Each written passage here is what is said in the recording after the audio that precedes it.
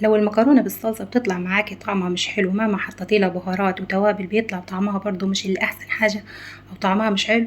طب تعالوا نعمل مع بعض النهاردة مكرونة بالصلصة تحفة سريعة واقتصادية وتتجهز معاكي بسرعة. يلا نسمي الله ونشوف عملنا المكرونة القمر دي ازاي. هرفع حلة على النار، هحط نصها مية، هحط فيها رشة من الملح، نص معلقة من الملح، واحط فيها معلقة من الزيت.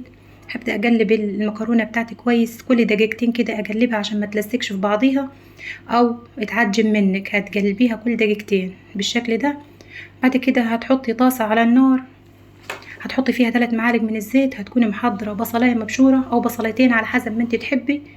هتقلبي البصل بتاعك كويس خالص في الزيت لحد انا عايزاه ما يتشوحش.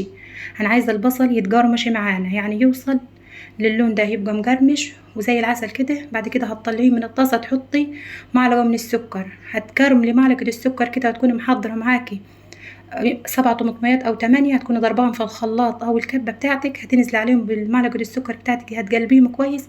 هتنزلي عليهم بكيسين من الصلصه، هتبداي تسبكي فيهم كويس خالص على نار عاليه.